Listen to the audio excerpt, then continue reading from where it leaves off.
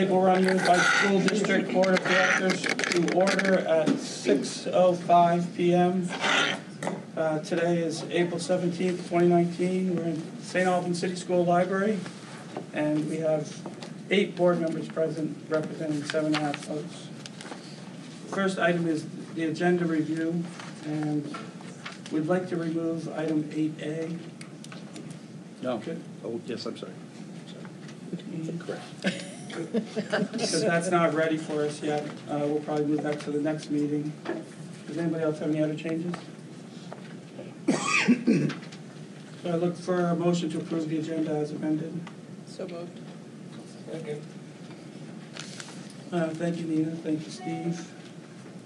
All those in favor indicate by saying aye. Aye. Opposed? Motion passes 7.5 to 0. I apologize for my voice tonight. Please rise and join me for the Pledge of Allegiance. Pledge of Allegiance to the flag of the United States of America and to the republic for which it stands, one nation, under God, indivisible, with liberty and justice for all. All right. Do we have any members of the public who would like to address the board about something that's not on the agenda?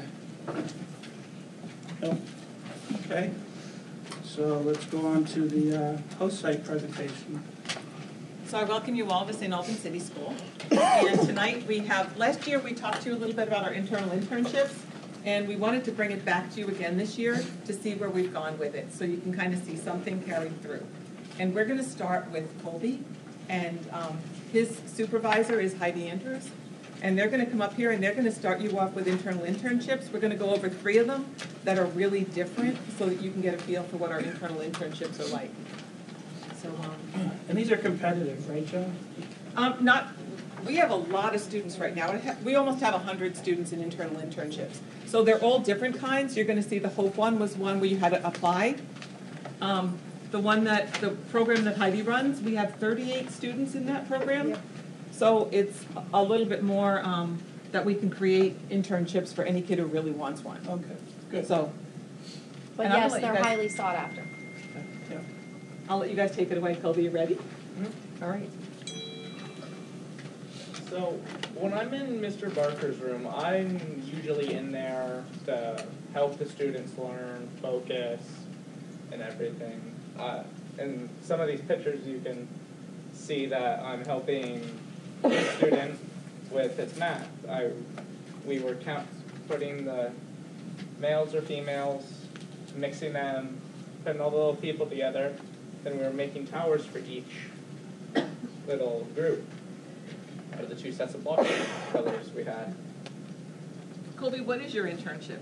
Oh, sorry about that. I work in the pre-K. I work in Mr. Barker's classroom, the Dreamers. And you're in Team USA? Yeah. 8th grader? Mm-hmm. And your hours? Oh, my hours go from, on Mondays, Wednesdays, Thursdays, Fridays, I'm in there from 11:30 to 2 o'clock. So basically their whole afternoon. And then on Tuesdays, I'm only in there from 11:30 to 12:15.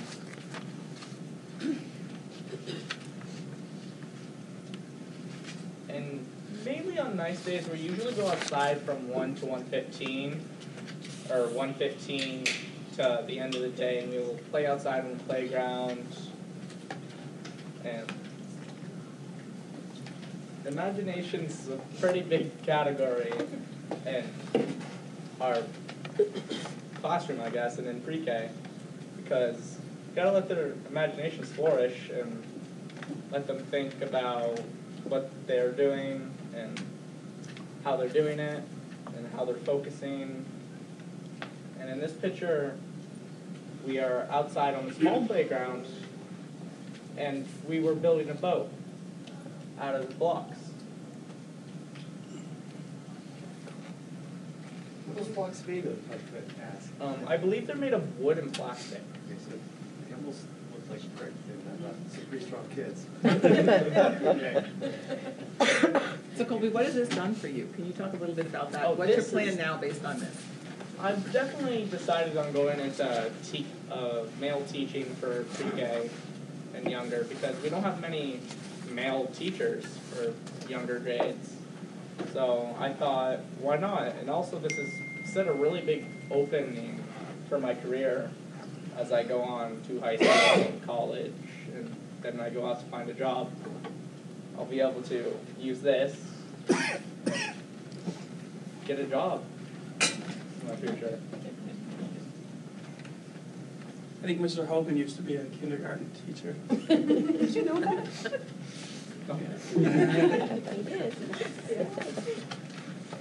That's great. All right, thank you, Colby. Yeah.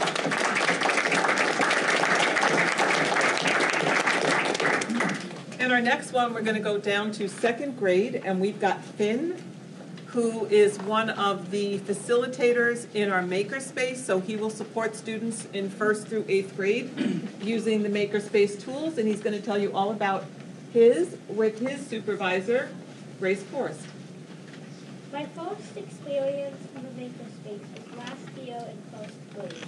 I started coming during open lab time. It was fun because I started to learn the tools in the makerspace, like the 3D printer, laser cutter, and robots. This year, Miss Forrest asked me if I want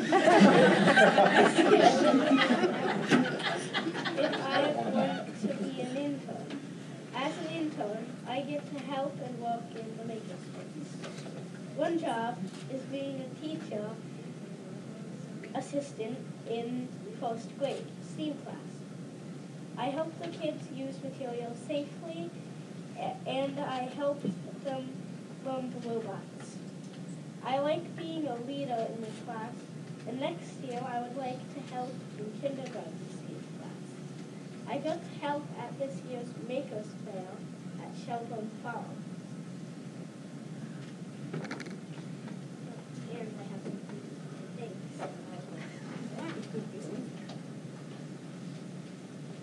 And then what are you passing around? What are those? Pinwheel parts. So they're parts of pinwheels that we were asked to help design, and their job at the Maker Fair was to help any kids or adults that came to our booth make these pinwheels with stuff that was all done by students. So the pinwheels are what holds the paper on. What else did you do there? So I see a picture of you right here holding a Vermont teddy bear. How did you get that? I did a little twirl race with the drones kind of. I had these goggles on and I got to see the drone's eye view of the course. And then I won that. So Finn was racing, and then all of a sudden I see him at the front of the pack of all the racers walking, and he got to have a pilot teddy bear. He won it, but for being a great pilot's assistant. So part of working at the Maker Fair was that you got to play too. So how did you learn all this stuff, Finn? I kind of just learned it because I started at 1st grade.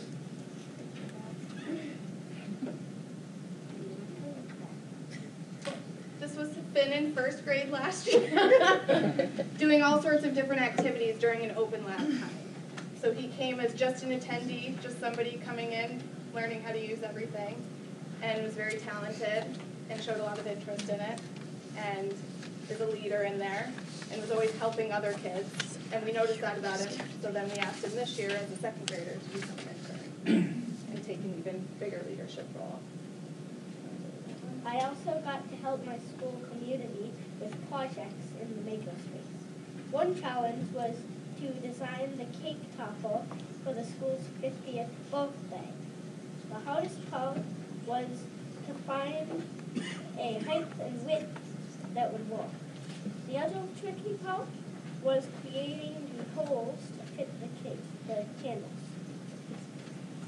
My all-time favorite thing in the makerspace is the 3D printer. And I 3D printed some stuff. You gonna pass it around? We can pass it. Thanks, we'll give it back, I promise. Was there-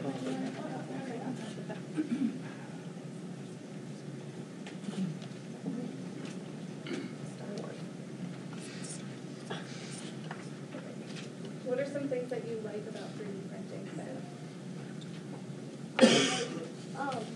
To design it and having the process. That's always fun. And then having it end up in my tummy sometimes. Because 3D printing takes a long time, doesn't it? So sometimes he'll start it and it'll be done, and then it arrives in his cubby, usually when he's not there at specials, and then he gets to see it.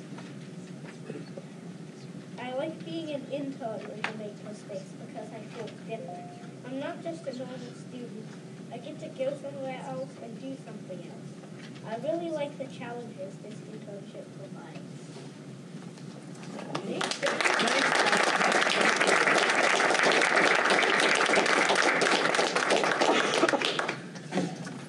Okay. Thank you. The Tech Center's buying a 3D printer this year, Finn. Just saying. So our last presentation is going to be 6th and 5th is Megan? Yes. Yep. Jack and Megan, and they're part of Hope, and they're going to talk to you about the internships that they have down there. And last year we asked you, or at the beginning of this year, we asked you for the CNC machine when we were doing one of our purchases, and we thought you might like to see our CNC machine in operation. So we're going to have a little demo of the CNC machine as part of our business and the World of Hope. So if you guys can come on over, and they're with their supervisors, Mr. D and Mr. Holben.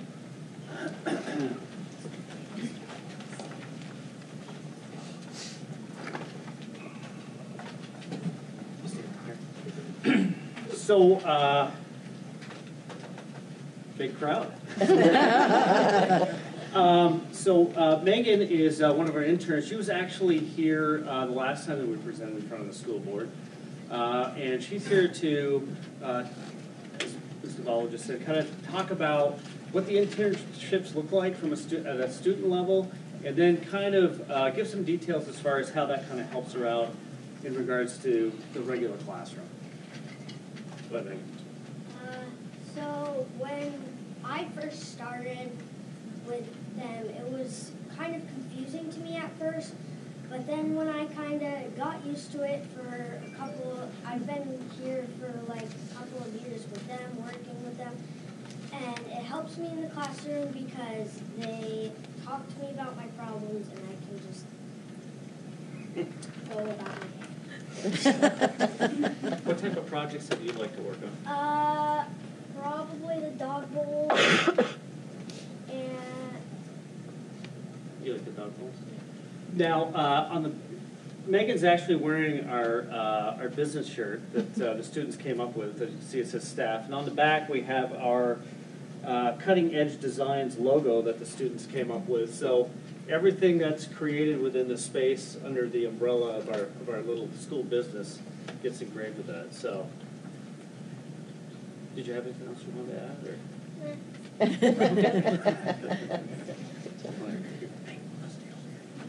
add? Jack is one of our other interns. He just started. He's kind of taken one of the leads on the new CNC machine.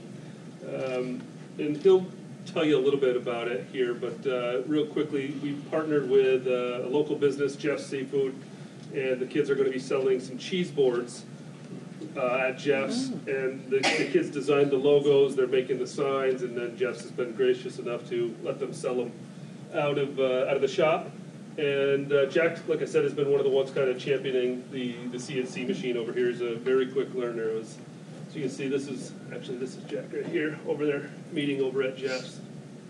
And then this is one of the other partnerships we have with BFA with the maple sugaring house that we have outside. We made the maple syrup, partnered with the business department at BFA, and they're making some candies which will be sold at the Maple Fest, and the proceeds will be donated to the United Way. Oh, nice. Jack, did you want to just talk about it at all? Or? well, if you can all look over there, we have the CNC machine, which we are going to be demonstrating.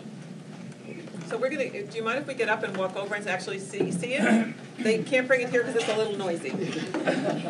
And messy.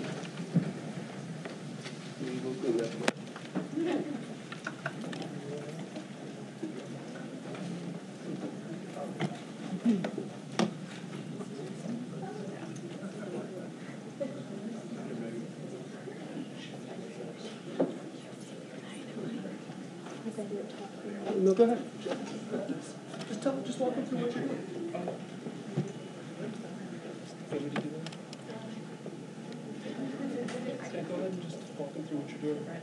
So to begin with, we had to measure all of this and put the design into the website, but we've already measured this and gotten to the part where we are close to being able to carve. So what we have to do now is we have to probe it, which is pretty much putting it into the right position. So to do that, you have to put this metal part underneath it. You have to clip this onto there and plug this in. And then on the computer, you have to do this. It's attached.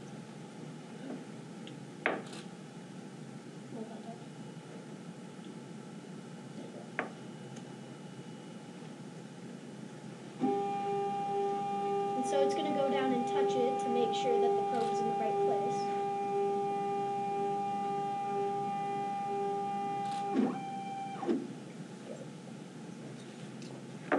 Then we take it off so we can start carving it. And then we would set all of the positions so it's in the right spot, which we can set it.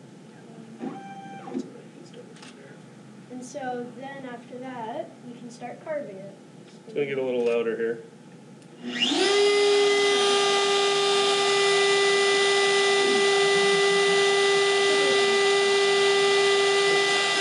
Just 1 second here.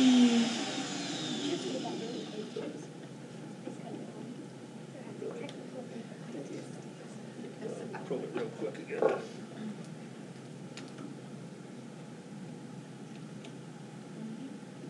Go up with the X, with the Z. Alright. Yep.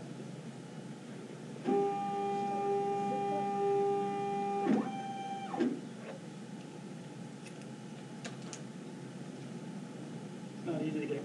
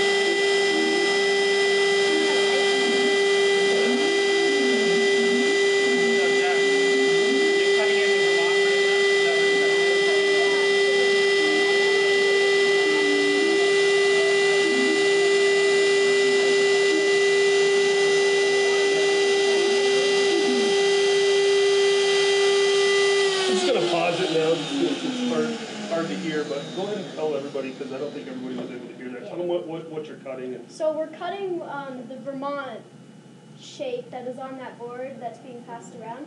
And this is what we're going to be selling to Jeff's Seafood as the cheese platter. And so the Vermont shape is the drip edge that all the extra cheese will pretty much go into. well, that's And then the logos that are on the back were laser cut in. yeah, and the laser cutter. Yeah, and we have a laser printing machine down in the laser cutter down in the room as well that the kids use. So this project allows them to use both of those, along with obviously the power tools. The kids are also the ones that took a lot of these are scrap woods that we took and pieced together, and the kids glue them all together and then run them through the planer and sand them down. There's a lot of work, a lot of finish work.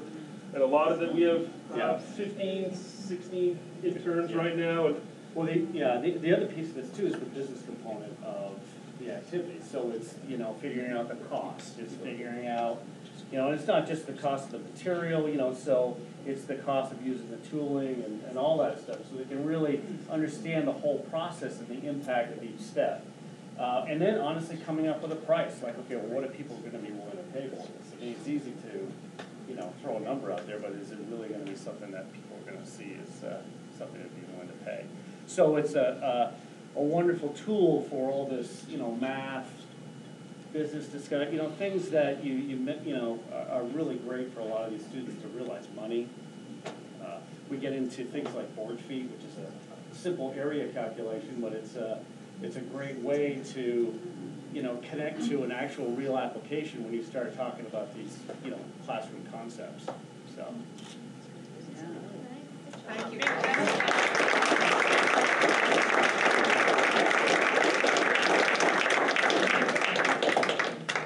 So thank you guys. Thank you very much, everybody.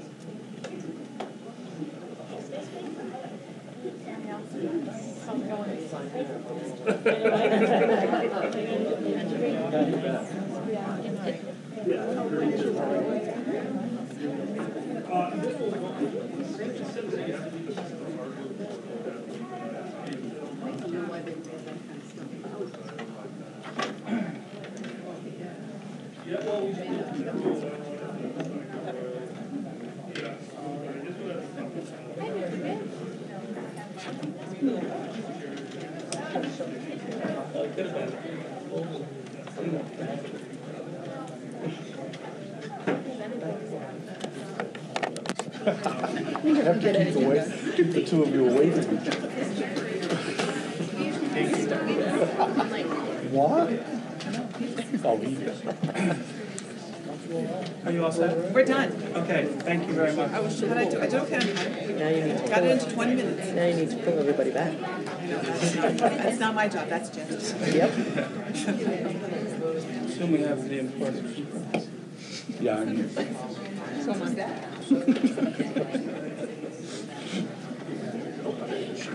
Okay, thanks, Joan. And so now we are on to the consent agenda. We have 2 items on it, which is the minutes from April 3rd and the grants, which were in your packet. There was 2 grants, I believe. If no one has any objections to any of these items, then the consent agenda will be adopted. Does anybody want to remove any of these for questions? Okay, seeing no objections, the consent agenda is adopted. Old business. Is Tim here? yes. Tim, you're up.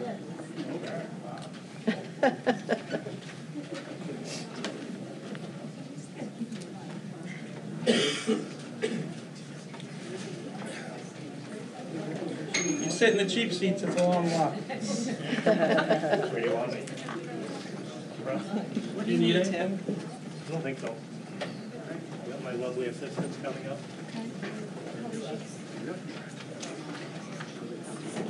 So Tim's here to talk about the snack bar at Collins Pro. So, Chad's the best you could do. I thought you said lovely assistant. notice. Thanks for having us. My name's Tim Smith. With me is Chad Spooner, Chris Sabrin, and Kevin Smith. We're 4 of 10 members of the Saint Albans Football Association.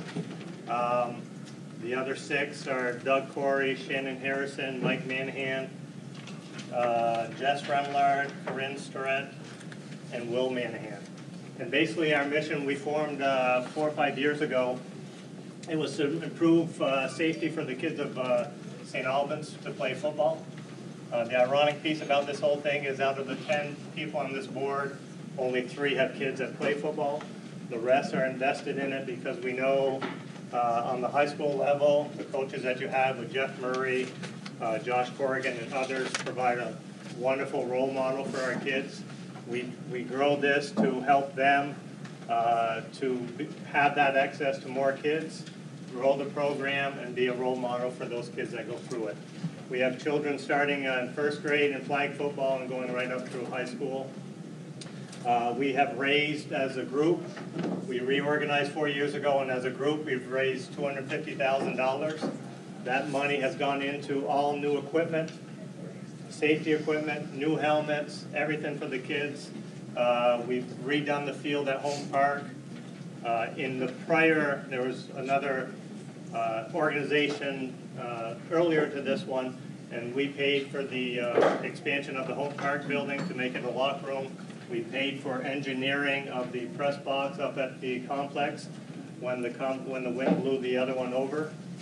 So we've been very well invested in the community.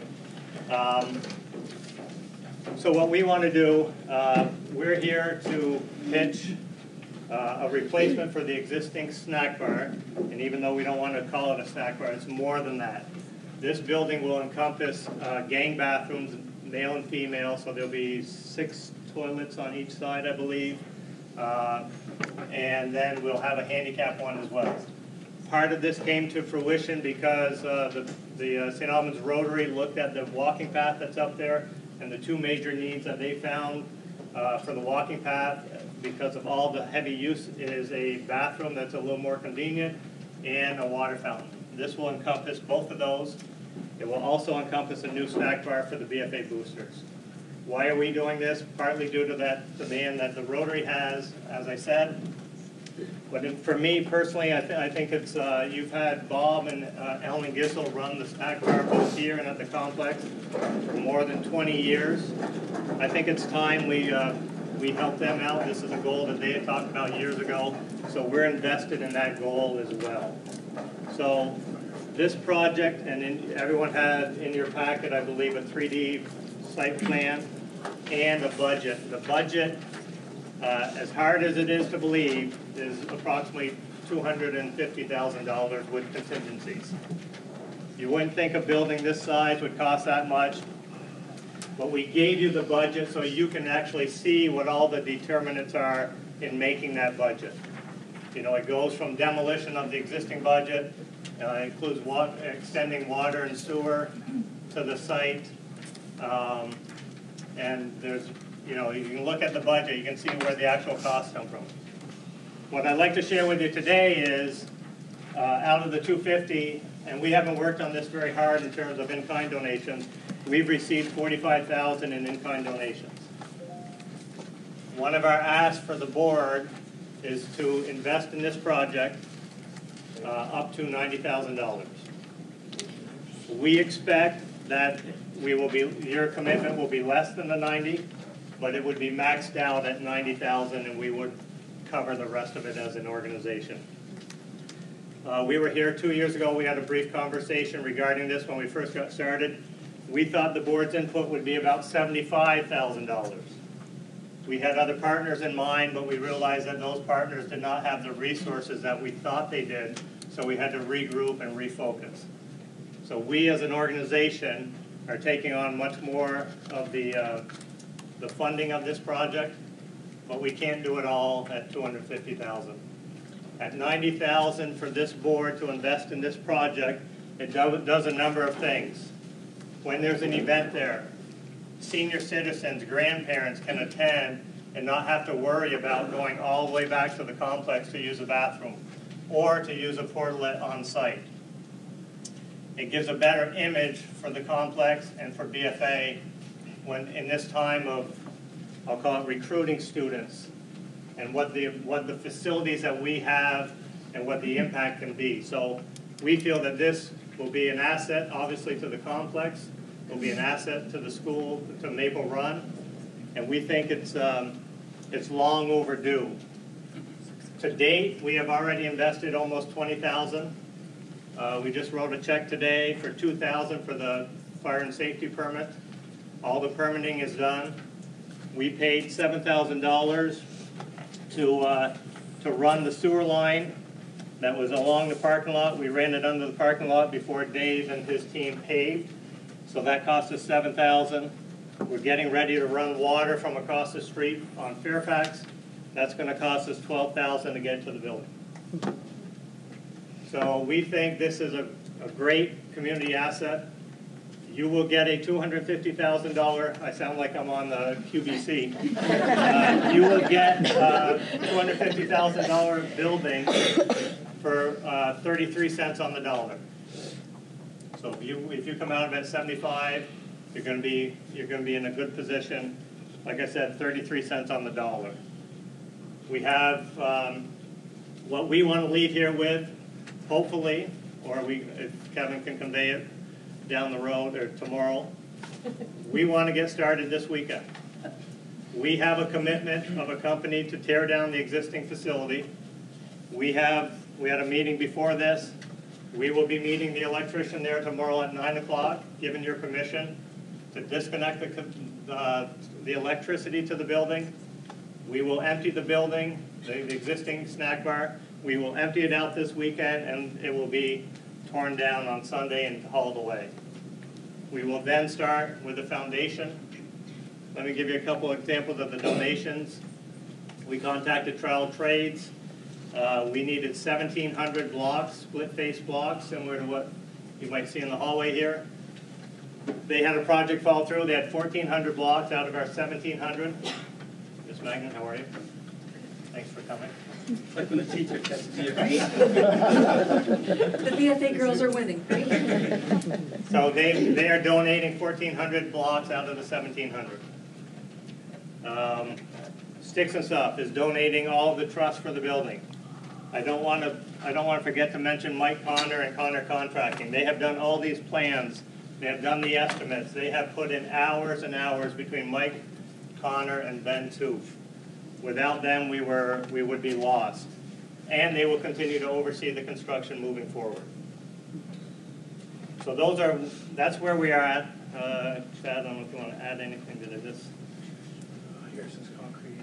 Oh, Harrison, I mean, we can go through the whole list. Harrison Concrete. We have Gary Schwanier, Electric. I mean, there's a whole list of people who have volunteered to participate in this.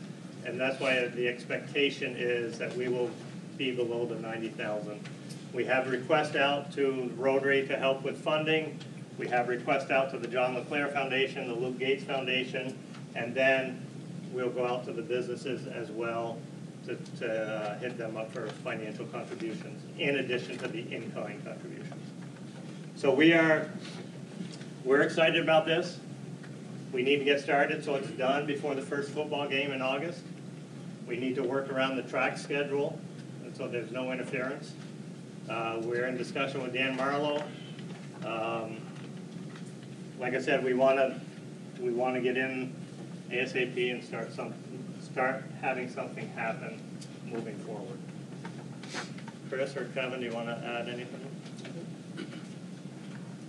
To give people an idea of what it's going to be like, it would be similar in size to the Little League one? Yeah, the Little League field, right? As you drive home, the Little League one and out between the fields. Connors did that one as well. It'd be very similar. On that one, there's more space dedicated to sports, to storage, and less to bathrooms. This will be more to bathrooms. The other thing we did on this design is, and we've talked to Dave about this many times, in addition to the 2 gang bathrooms, we have a separate handicap bathroom, a standalone handicap bathroom. So during the day, as people use the walking path, the complex staff doesn't have to open up all 8 or 10 bathrooms, whatever it is. They can just open up that handicap bathroom and make it available for mothers as they walk or whatever the case is. So the maintenance part of it to maintain that would be much less on an ongoing basis. When you have the larger events, that's when you would open up the gang bathrooms. This is not heated.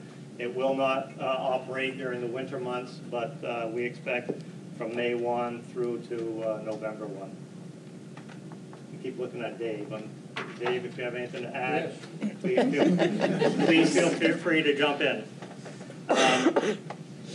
So that's pretty much the project in a nutshell. We think it's a great community project. We think it's going to be an asset to the Maple Run. We think it's going to be an asset to the Rotary Path, to the complex. Win-win-win. We really don't know of any negatives associated with this. I think it's a great project. I know those of us who are on the BFA board, we've been talking about this for a long time. It's been a need. I assume, Martha, this would be a great use of capital improvement funds. We could use capital funds, yes.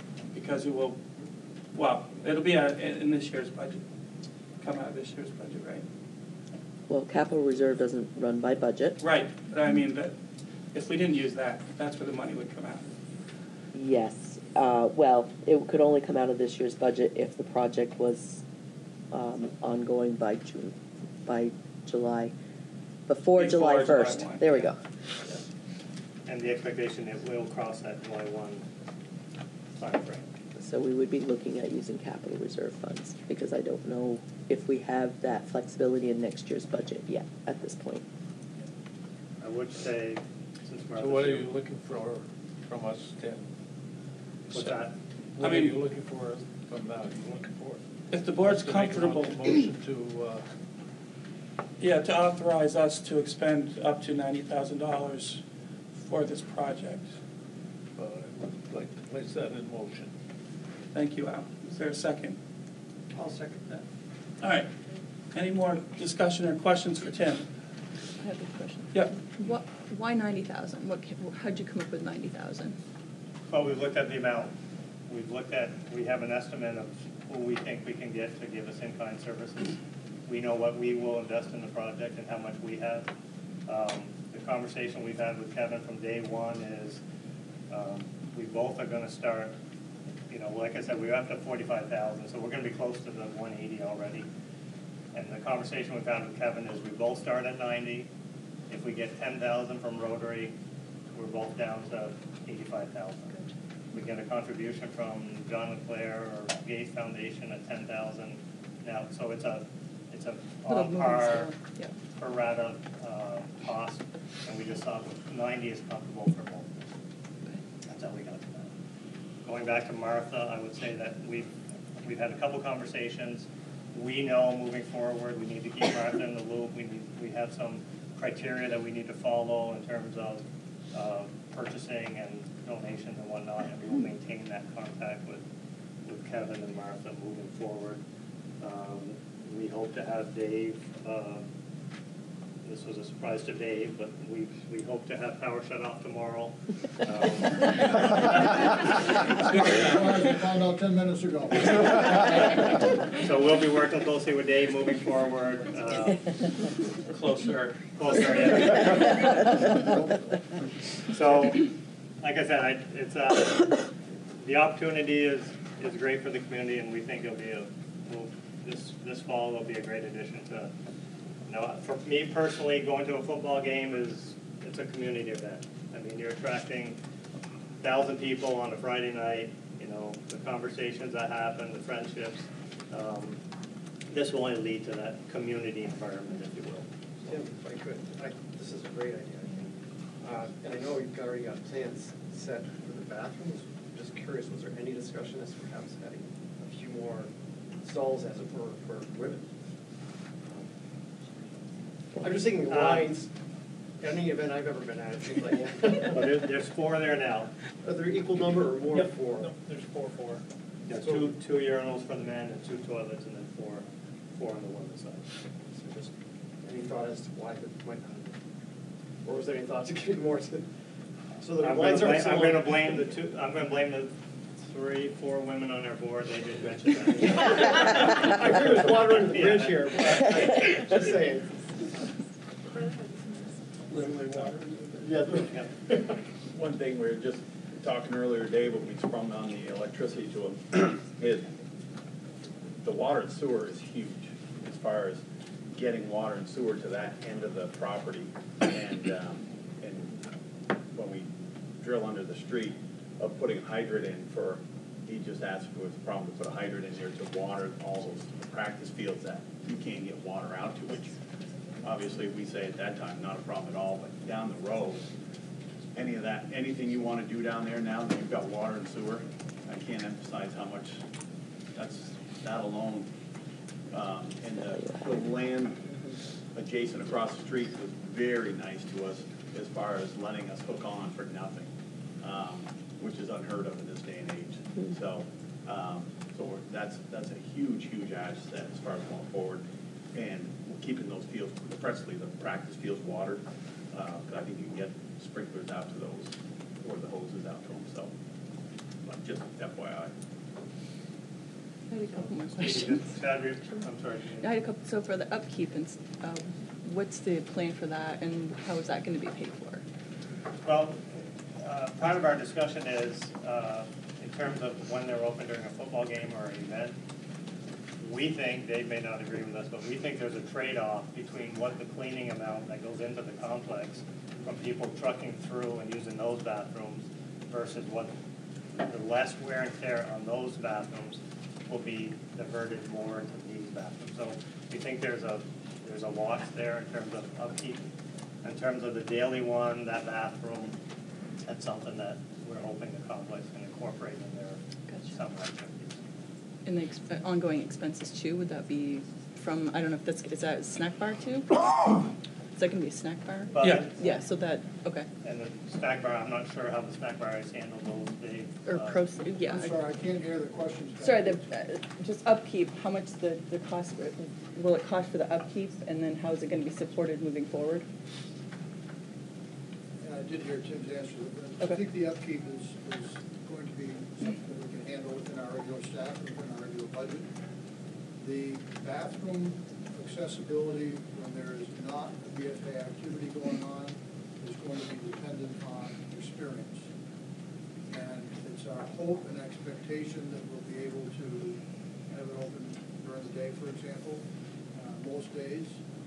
But if we end up finding it as problematic, there's an understanding that we will have the right to not keep it open. I don't think that's going to be a big issue.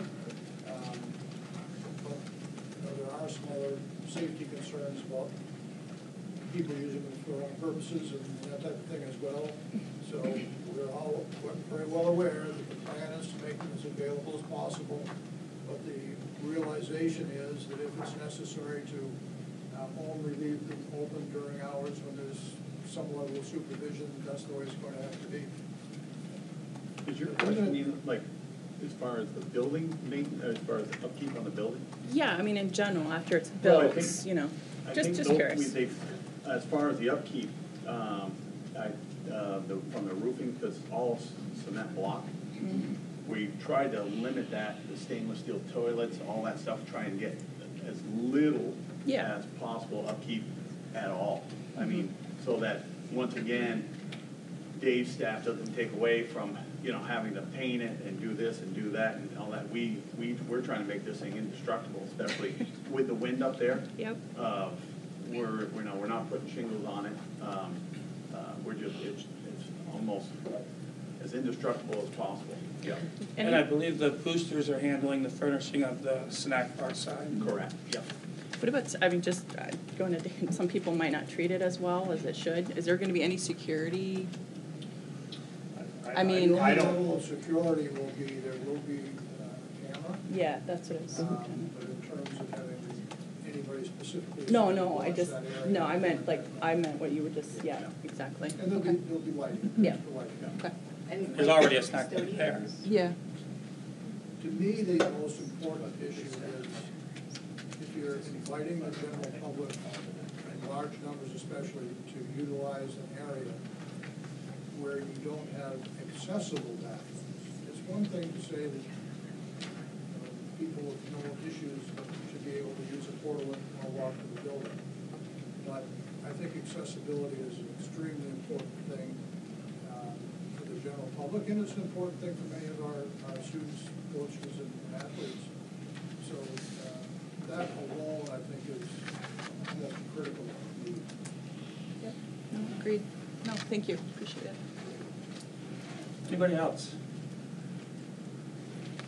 Okay, so we have a motion on the floor to authorize the expenditure of up to $90,000 for the snack bar. All those in favor? Well, from wherever you guys can decide. All those in favor indicate by saying aye. Aye. Opposed? Abstentions? All right, 8-0.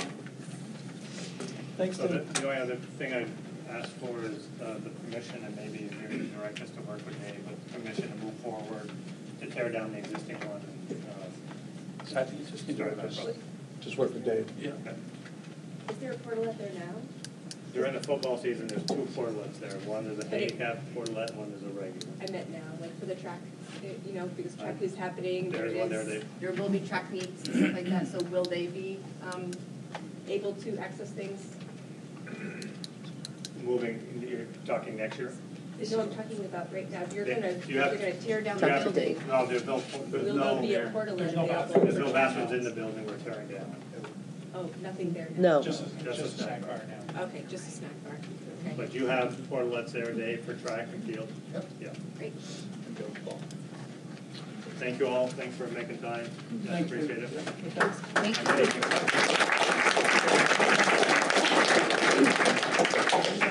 You gotta work on your assistants, though, Tim.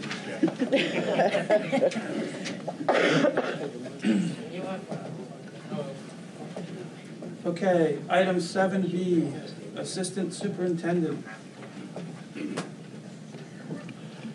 So we have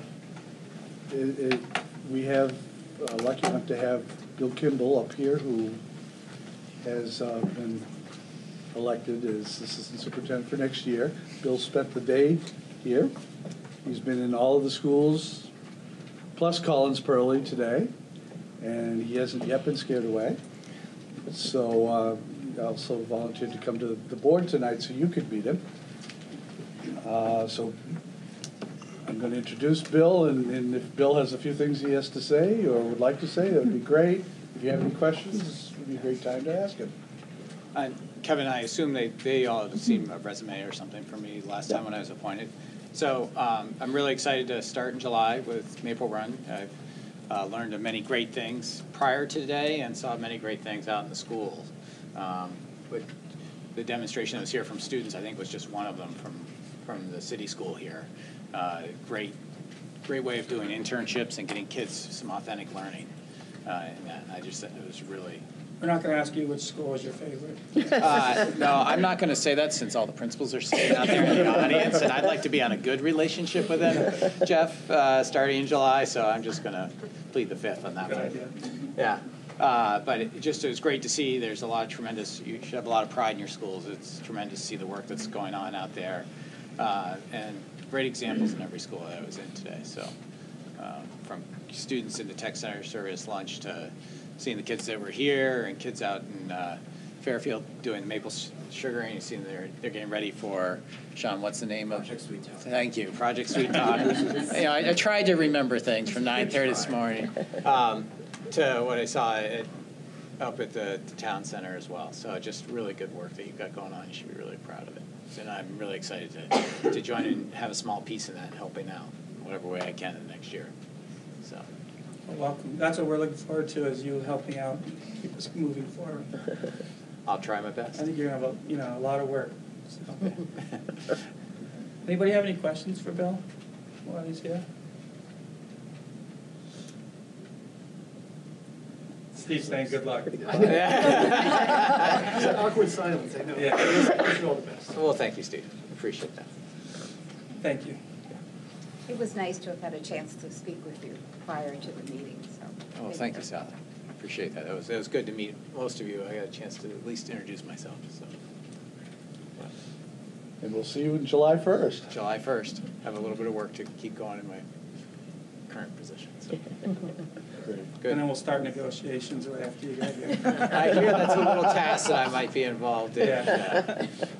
Been down that road. He's already got some ideas for us. I have a few. Good. Thank you. Thank you. Thank you. Okay, 7C, wellness policy update. Kathy. Yes, I'm very happy to see this on the agenda. We've been working on this since June of 2016, when the board directed a committee of community members and school folks to work on the wellness policy and bring back to the board a revised policy. I'd like to introduce Jessica Frost, who is She's over there. Oh, there she is, the chair of the committee, and Jessica, I'll leave the presentation to you, and I didn't know if you wanted to introduce the members of the committee that are here also? Yes, I think about halfway through I'm going to invite them all up. Okay, good. So once you can make it. So I'm Jessica Frost. I work at for Rise Vermont at the NMC, and I'm also a parent to 3 kids at Town School. So tonight's the first reading of the wellness policy. So we wanted to take a chance to talk to you guys about the work that we've been doing and just to give you some of the history and the background information that brought us up to this point.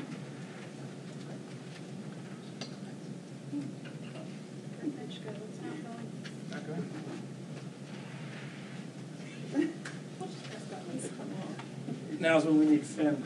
Yeah.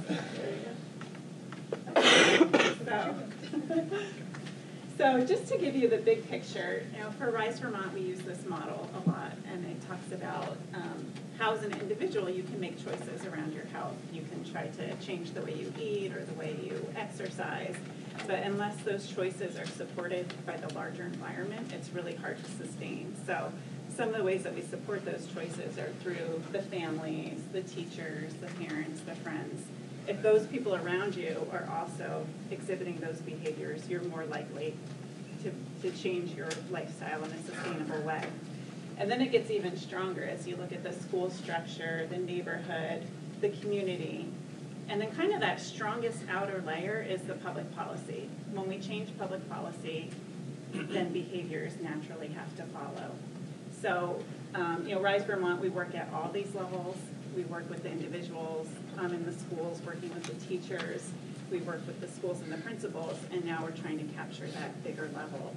So it's kind of becoming the same across the board at all the schools.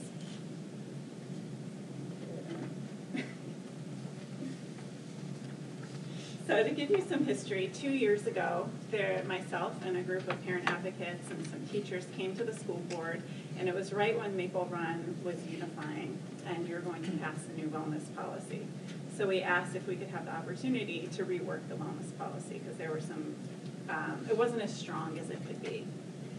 So the existing policy scored a 33 out of 100 on the WellSat, and Meredith is also here from the Department of Health, and she'll talk a little bit about that more in the next slide. And so you graciously gave us 2 years to work on the policy. So when the school year rolled around, we got to it. We started meeting monthly. We had a pretty robust group. We were meeting every month, and we had about 20 active members. There were nurses, guidance counselors, teachers, the Department of Health was represented, parents, physical therapists, farm-to-school representatives. We were so glad when Kathy joined us from the administrative team. The Abby group played a huge part, and we also had PE teachers. So we felt like we had a really rounded voice of not only people working in the school, but the partners that we utilize as well. So I'll let Meredith step in for this slide. Sure. So I brought examples to leave with the board. So the WSCC model is much like the model that RISE uses, where the child's at the center. And we're trying to make sure that the child, when they're in school, is adjusted, ready to be there to learn. And if you look at our grid, it's very much the same as what Jessica was talking about. So in the blue, there's 10 components, and we actually went down and looked at all 10 of those components, and there are pieces of that in the new wellness policy for the school district. The School Health Index is a tool that the CDC, so the Centers for Disease Control, puts out. I have an example of that as well. And it allows, it's a self-assessment tool for schools and school districts to use. And it goes through your existing policy and looks at the things that you're already doing and gives you a chance to look at what you're doing really well and areas that you can improve upon. So we had some examples of model school policies from Vermont that we looked at. And we also used a scoring tool called the WellSat, which is also a national tool recommended by the CDC. And it allowed us to get that score of 33 that we were originally talking about. And then we had lots of different people at the table, like Jess said.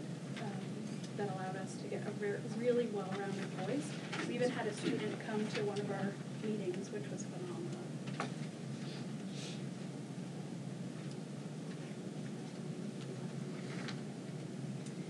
So in the midst of all this, we presented, I think last year, the measurement study that Rise Vermont did, but we did visit every school in Franklin and Grand Isle County, took the height and the weight on every first, third, and fifth grader. And these were the results. So Maple Run's down here. So we currently have 56% of our kids are growing up at a healthy weight. And we would like to see that number be higher. It varies SU to SU. At the time, Franklin West had the strongest wellness policy. They have 68%. We're not sure, if there's a correlation there or not, but it's just, there's work that can be done around this, and we'll be going back out next fall and doing the measurement study again. Not that we anticipate seeing big changes in 2 years, but it's just one more step in being able to support schools and the children that go there to set them up for a healthy life. So why prioritize wellness in schools? Our kids spend about half their day at school, if not more, by the time they get off the bus. And they tend to eat about half their meals, half their daily calories at school. More than 50% of students in the U.S. qualify for free and reduced lunch. So lunch is oftentimes the most nutritious meal that a child is getting in their day. Our schools vary for free and reduced lunch, but on average, we're right there, 40, 50% at all of our schools. More than 1 in 3 children is at increased risk for developing diabetes, heart disease, cancer in life. And ultimately, when kids receive proper nutrition, when they're getting those opportunities to move their body during the day, they're performing better. They're better behaved at home, they're better behaved at school, they're more focused, they're ready to learn. So successful school wellness policies are really the result of all this community collaboration that goes into it. So I wanted to call up everybody who came, who was on the committee. You got it all in the back there. Because we have had, even before this policy is now in place, we've had a lot of success stories come out of it. So I'll go through this slide, and then I'm going to let them share some of the collaboration and success that has come out of it.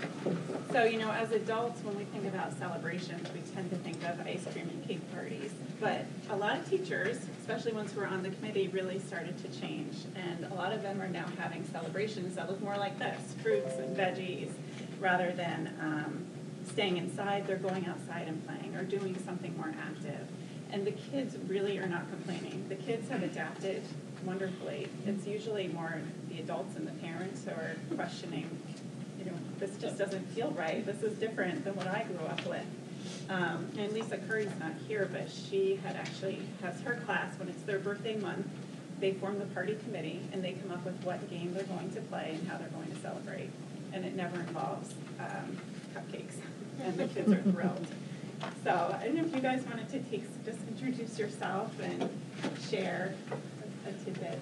So I'm Amy Ward. I'm the school counselor for the Youngers at Saint Albans Town Educational Center. I also have a sophomore at BFA, and I do a lot of work with the teachers. I'm doing a lot more with the emotional piece of wellness, working with the teachers with mindfulness, and I am actually going to be further trained for the yoga for classrooms so that we can work on focus and being healthy with our mind, so that also goes hand in hand with the nutritional part.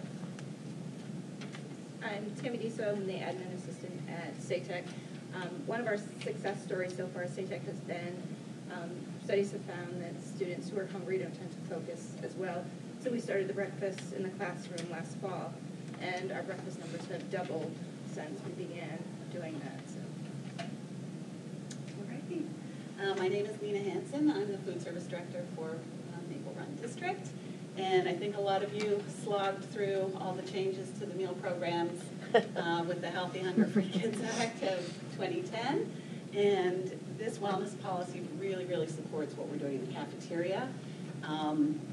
We have seen a huge change in the kids' behavior as far as fruits and vegetables go, eating more, having the exposure to it, and I think the wellness policy will just do a great job of reinforcing that. Yeah, and we were so thankful for Nina to come to all the meetings, because having that food service input of what they're actually doing on the ground and educating us on all the amazing things they're doing, but then also, you know, what is reality and what can we truly put in this policy. So from a food service standpoint, you're comfortable with everything that's in there in terms of, you know, like it had labeled things, where they came from and how you arrange stuff? The labeling is is probably the trickiest for us, just because the food is changing every day, and you know, creating those labels and making sure they're displayed. So that's going to be our challenge. But I really think the rest of it is so doable. Yeah, definitely. So another piece of it that really came to light, as all the schools were meeting, we realized what a robust farm-to-school program City School and Fairfield School had. And the teachers at Town School, again, this is a quote from Lisa Curry, said, "First and foremost was learning that farm-to-school existed within our district. Students who participate in farm-to-school activities engage in physical activity and learn about the nutritional value of the foods they grow. I learned that students from other schools are making better food choices because they were connected to the food they grow." And this came out of the BFA lunchroom staff saying that they could tell which kids were from City School when they came through the line, because they were the ones going to the salad bar and eating the fruits and the veggies, because they've been exposed to it. So as a result, the town teachers really tapped into the knowledge of the team and tapped into City School, Heather Smith, and the Fairfield School staff, and figured out how to make this happen at Town School. So as a result, they already received a $15,000 grant to implement Farm to School.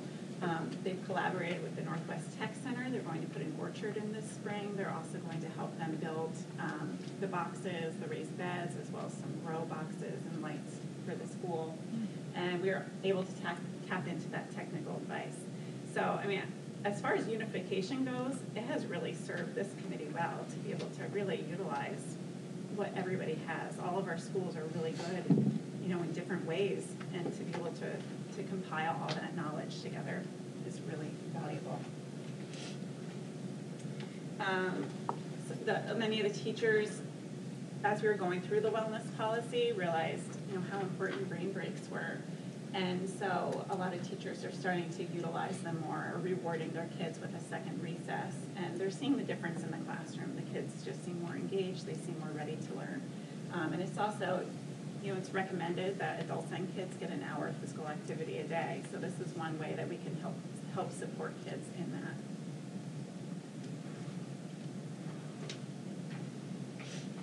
And the list goes on. There was just so much that came out of it. You know, City School had a share fridge where when kids didn't finish their snack, well, not if they had half eaten it, but if they didn't, they could put it in the share fridge. And if a kid was hungry later on in the day, they could take it out and eat it. So now the other schools have share fridges too. And we've heard across the board that by the end of the day, and definitely by the end of the week, that all those snacks are gone. So kids aren't always ready to eat at our prescribed times, but there's a possibility for later in the day if they forgot a snack or they happen to be hungry, that they can eat that food. Collaborating with the Abbey was huge, the breakfast strategies like Tammy talked about. And then some challenges came out of it. You know, we realized, I think, the breakfast rate at BFA was under 10%, so a lot of kids weren't accessing breakfast, and we were able to brainstorm around how to change that for next year. So next year, they're going to implement some breakfast kiosks and grab and go to try to help the kids be able to eat in the mornings. And then the middle school and the high school aren't necessarily getting those brain breaks that the elementary school's getting, and that's a challenge that we acknowledge and hope to be able to work with the schools and the teachers to bring some ideas to that table. So in my position at the health department, I actually get the pleasure of working with several of the SUs within Franklin and Grand Isle counties, and there are these are their current scores. Yours was 33. You can see the others. And I just wanted to let you know that several other SUs are also working on their wellness policies and where we're at with those. So Franklin Northeast has been working diligently for about 2 years as well, and it's going before their board. Their scores, I believe, in the mid-60s. And Franklin West is looking at starting to review their policy again next year. Theirs was the highest. And Grand Isle has a very strong policy, but it's at the school level right now, not at the SU level. So those are the ones that we're currently working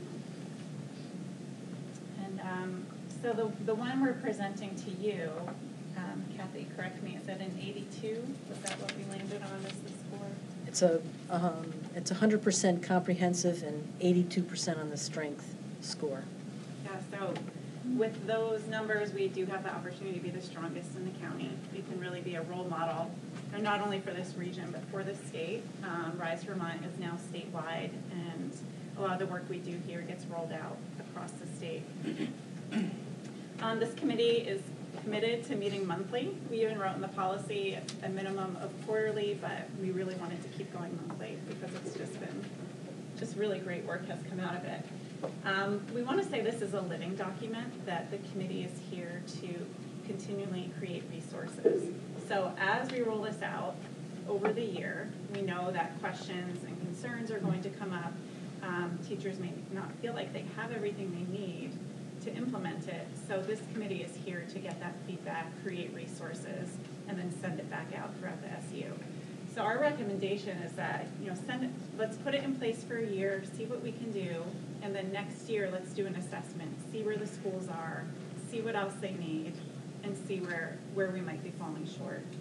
I will say that most things in the policy we are actually doing already. It's just giving us an opportunity to standardize things a bit.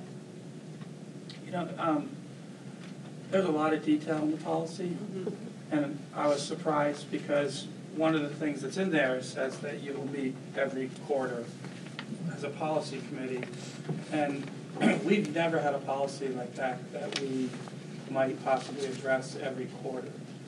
And I wonder, is there stuff in the policy that perhaps should be in a procedure document instead? Well, I don't see us foresee changing the policy every quarter. We're going to continue to meet to support the rollout of the policy. Okay. But having it in policy is definitely stronger than having it in procedure.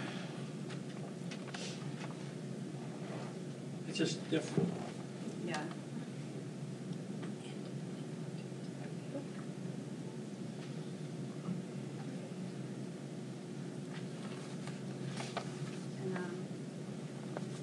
Denise, you wanted to come up as well? Sure. Are there any questions? No, I'm just, so I'm Denise, I'm the program manager for Rise Vermont. I want to thank everybody for coming, and thank you also for the opportunity for tasking this group with this wellness policy. I remember that board meeting 2 years ago. I was actually sitting on the board at that time. And we tasked a group of community members to meet regularly to change the wellness policy to make it stronger. And I just have to say, with the leadership of Kathy, who's just been such a shepherd of this and really the master negotiator, I would say, between the administrators, in a good way, not bad. Negotiating's not bad. The master negotiator of this policy between the administrators, so the principals, I believe, have looked at this and reviewed it as well. And all of the committee members, having Nina at the table from food service, was instrumental in assuring that we were meeting what they're doing already, as well as keeping some strict standards that are now maybe stronger than federal standards for our nutrition for our kiddos, as well as all the teachers and the guidance counselors, anybody who came to the meetings. It was just a really nice process, I think, to have a 2-year process to really build this incredible policy. So, I think it's just so impressive when you go from a 1.5-page policy to a 9.5-page policy. And it is different, Jeff, because we really believe that it is so important to have this language in policy, because it's a lot harder to change in that way. And it does create a much more uniform policy for the entire district. And I think we should just be really proud of all of the work that went into this. And I fully endorse it, and I think you guys should adopt it tonight if you can. I want to say, too, that it was very reciprocal for me because I got to speak with high school parents, which I don't often. Elementary parents don't have any trouble picking up the phone or emailing me. But my high school parents don't say much, or the kids don't say much, so that was very, very useful. And we've had a concern for quite a while about breakfast participation at high school, and so working with the committee to try and solve the problem moving forward is going to be great. I just want to mention Jill Berry-Bowen, the CEO of Northwestern Medical Center, and Dr. Fontaine are here. Dr. Fontaine's the medical director for Rise Vermont, and Jill is really our biggest champion and also one of the founders of Rise Vermont. So I just want to, I don't know if you have anything to say, but I just want to thank you for coming and spending time celebrating this moment. So it's really awesome to be here and to be part of this and to see how, like you mentioned, Jessica, earlier about creating the environment for families and children to be successful and having it start at the school. We couldn't be prouder to be partnering with you and the school and the community and our businesses to make this a healthy environment. Well, just as a physician, thank you for this group for doing the work you're doing. I'm witnessing the amazing work that you're doing for the future, and I love this policy.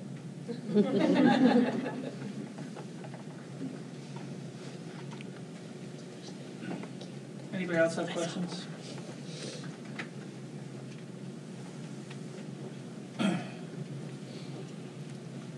Now, if we do something tonight, Kathy, you would be looking for a motion to what?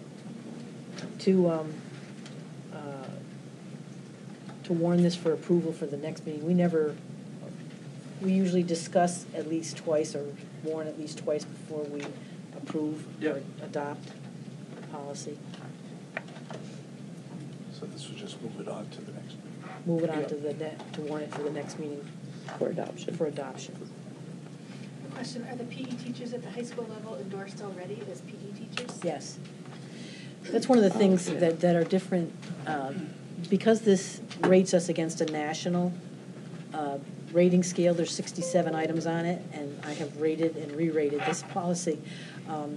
But one of the things that is true about this is that it takes the rating and looks at it state by state. So in many states, PE teachers, health education teachers, wellness folks are not licensed teachers. So for us to state our teachers are licensed and get professional development every year is something that's rated on the scoring mechanism. But that's a state of Vermont requirement. That is a state of Vermont. So all of our teachers are certified. But are they all endorsed in health? Are the PE teachers all endorsed in health in each of the schools? PE is a separate license from health education. Many PE teachers have both, but it's not a requirement that you have both. So some schools have a health education, have people who are endorsed as health education teachers teaching health. One of the areas where we didn't get as many points is that we can't say that it's in every grade every year.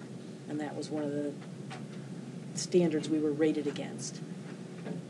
And what about like the yearly education and content-related professional development? Is that an expectation for all teachers that they're going to be doing yearly continuing education in their? The expectation is that it is made available to teachers every year. So that one of the requirements for our approval of PD is that it was related to their content area. But that could be phys ed, health ed, social emotional learning. So, it is available to our teachers. And teachers in their contract get continuing ed monies every year? Yes. People that have a bachelor's degree can take up to 2 courses at the UVM rate, and people with a master's degree are paid for at least 1 course at the UVM rate. So if you take an online course that's less than the UVM rate, you can sometimes take 2 courses. I guess what my question was, I didn't maybe ask it clearly enough, was are there people in each of the schools that are certified to teach health education? So I'll look to my principals. No. Right, I didn't Not at think it Fairfield. was. But I believe that the high school, yes, at town, yes, city, No. no, And not at Fairfield. not at Fairfield. So what will be the plan with this policy for next year? I think that we tried to be as honest as we could around this, and I think it, it says that to the extent practicable was one of the phrases we used. Nutrition education and promotion shall be integrated into core curriculum. Those are the kinds of words that gave us fewer points on the scale. So there are areas we recognize and areas that we know we're going to need to work on. For instance, we do not have a single comprehensive PE health ed pre-K-12 curriculum. It's something we are working on, but so we said we were working to develop and implement that. So as you look through it, if it says it's recommended or to the extent practicable, it means that we can't say that we meet it, that criteria 100%.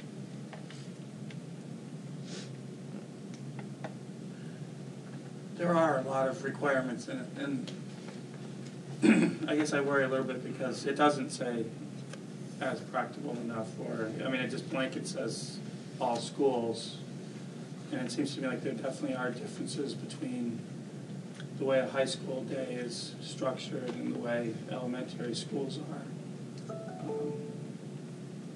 So is the administration comfortable that they can meet every one of these requirements?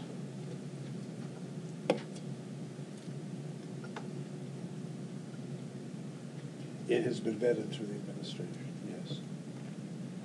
And that's where the negotiations came that I think Jessica was talking about. Is there were challenges and were things that needed to continue to be worked on in that. But it has gone through it has been vetted through the administrative staff. Every time there was a change in policy, Kathy would then bring that for everybody to look at. People had a chance to make changes, say this can't be done, can be done. Kathy would then bring it back to the wellness committee, and there would be discussion. So can I, on page 4, under physical activity, item A, it says all elementary schools, and then it lists a bunch of things with small letters there.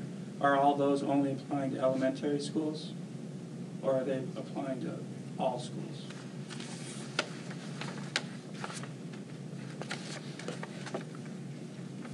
Schools will have appropriate hand washing facilities and or hand sanitizing mechanisms. All of those things on there. All of those things, and I'll look to elementary schools will offer at least 20 minutes of recess. But so I was just wondering if those sub-letters only apply to elementary schools or if they apply to the high school as well. They apply to the high school as well. So For like, instance, shall not use physical activity or withhold physical like item D, recess. where teachers should provide students with a physical activity break for every 60 minutes of academic instruction daily. That would apply to the high school. It didn't say shall. What we recognize is that the standard is that it should be 60 minutes of activity in a day. We recognize that it should be that, but we did not say shall. It can say should. Sometimes it said it's recommended. So we may need to... You can see my confusion. It makes it difficult to read, for sure. Mm-hmm. But one thing I do like is, Jessica, the fact that you mentioned a yearly review of how are we doing with it. I wish we did that with more policies. And then we would at least be able to get an idea of whether... Are there any shoulds or recommends that can go to shall? Right. We didn't use shall unless it was true in all cases. It says, for instance, there is one that, the one that says that there's appropriate hand washing facilities or hand sanitizer. Poor Nina, every time we turned around, it was, Nina, is this in the cafeterias? Is this outside the cafeterias? And she would tell us, yes, it is, or no, it isn't. I was honest. I'm curious about the 10 minutes for lunch and 25 minutes for, 10 minutes for breakfast and 25 minutes for lunch, and where those numbers came from. Those are state requirements. Only 10 minutes for breakfast? Like, that's And let me running tell you, I can tell you in terms of negotiating, I'm just looking at the committee and looking at my administrators, we went back and forth on this a Well, I lot. can imagine it would extend the school day, but I've always thought, especially my kids were in Fairfield, that if they're actually having to buy lunch or go through the lunch line, they've got no time to eat by the time they sit down and then pick up. It's like a 5-minute lunch by the time they get there. And I would imagine the same thing with BFA. Yes. My kids have always brought their lunches. This is an area where we absolutely recognize that it's an issue. You hear that in the high school, that to go from building, the south building, to get to the cafeteria and get through the lunch line, sometimes your 23 minutes evaporates pretty quickly. So and that's the kind of thing I was worried about. Is that going to be a fail right away? Because that's not a should, or, it says students will be, I guess it says they'll be scheduled. Not that they'll take it, or get to take it. Right. And it doesn't say that does not include, one of the things that would make it a stronger score would be that it doesn't include passing time. And let me tell you, that we wouldn't need it if it said that included passing time. So for instance, some things we're looking at is the possibility of, and it already happens in some schools, breakfast in the classroom. Right. Which would then allow So you pick up your them to have breakfast time and then you to can have it at your first class. During morning meeting, so you don't get more than 10 minutes. Right. And there was something added, I'm not going to remember where to find it, about looking at grab-and-go kind of options and that kind of thing to improve breakfast.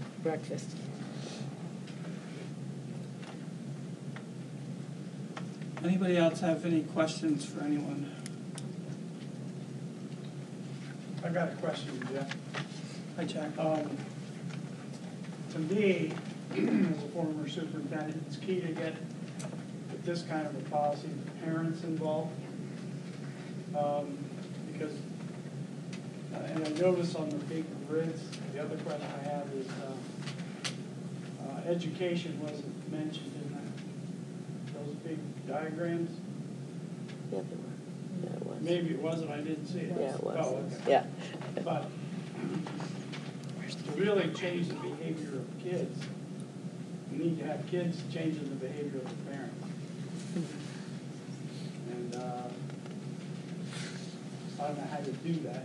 I think the good work that you all are doing will eventually do that, but if it could be incorporated even more so, is what I'm suggesting. Anybody else? Denise? Yeah, so I'd like to respond, Jack.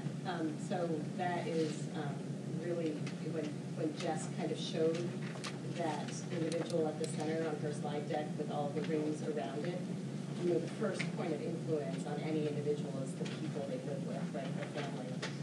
But there's also opportunity for the individual to be in different environments to go home and change the family, right? It's challenging as a public health organization to go into people's homes and change behavior there. But there's ways that the community and the environment, the external conditions can be changed so that the influence on the individual is changed. Nina, the taste test that you do, and the kids come home and they're like, Mom, I had Brussels sprouts for the first time. And they've never said that, by the way. I'll give kiwi. I'll give kiwi as an example. That is, my daughter ate kiwis here for the first time at city school, and now we go to the grocery store, she wants to buy kiwi. So I think that there's ways that that happens, and it's really. And that's the larger change that has to happen that will take time.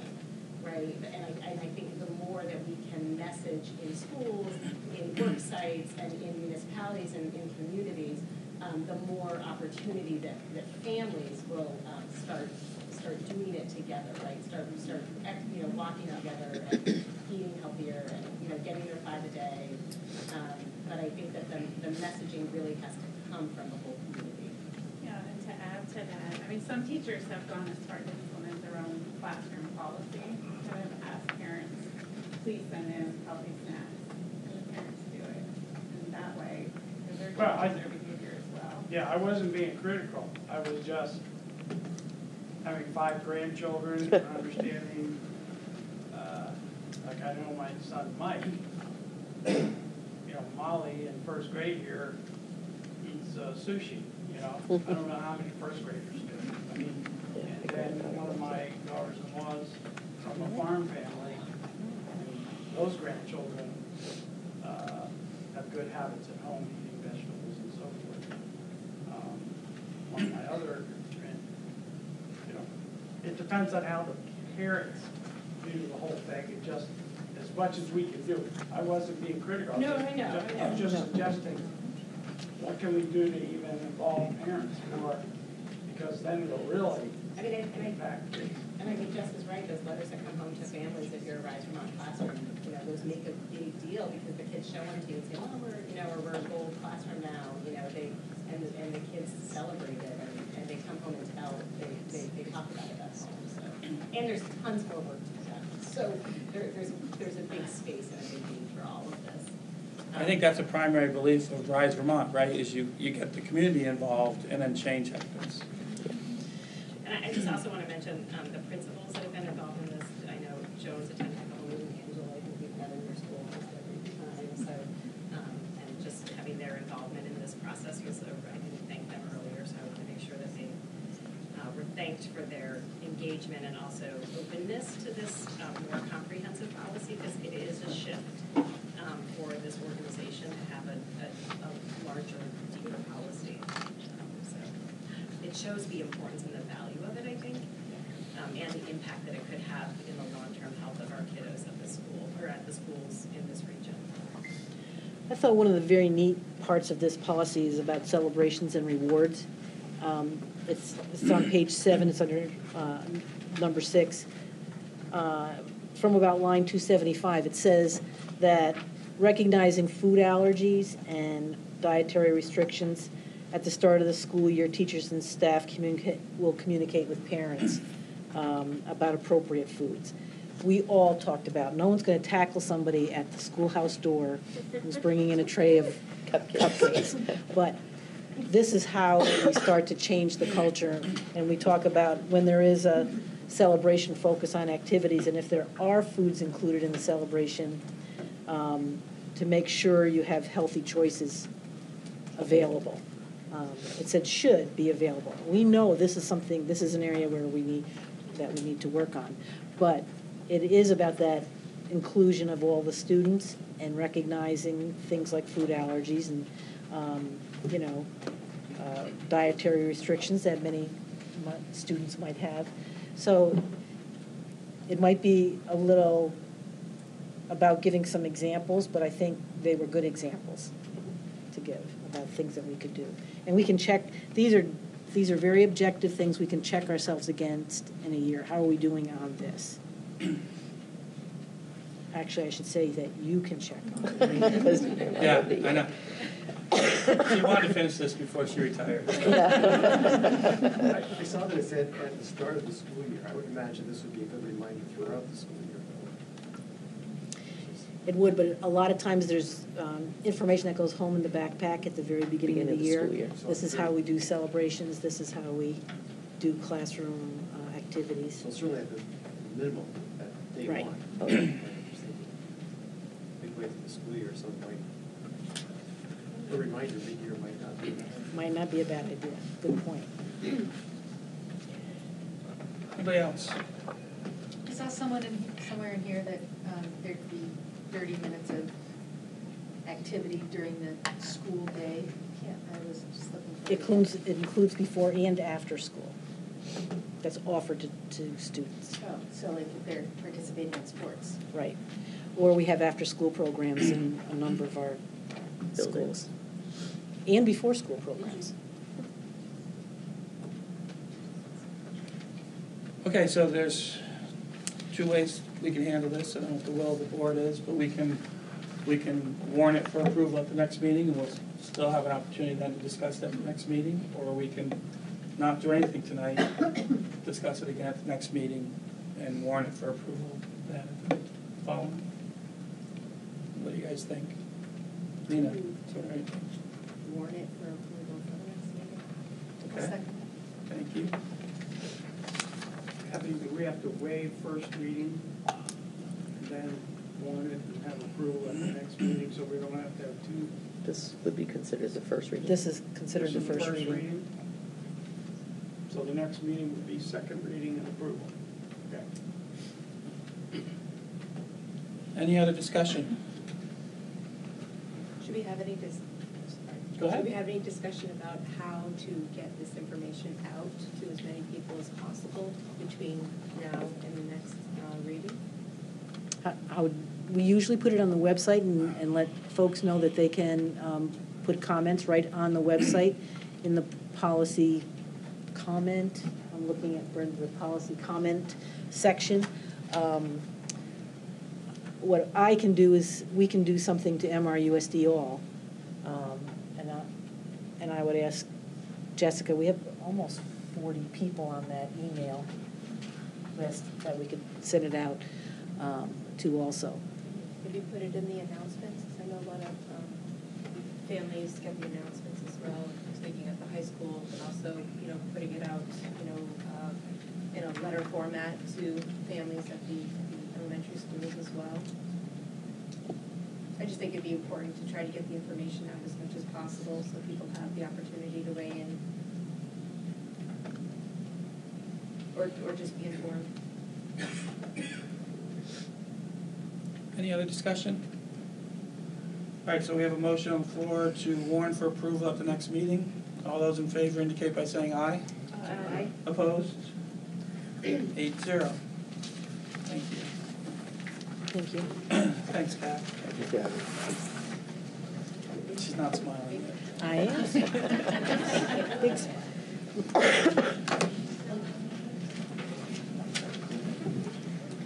Oh, yeah. Thank you guys for all your work on this. Thank you. Thank you. It looks like you still have a bunch of meetings to go, so. You can stay for the rest.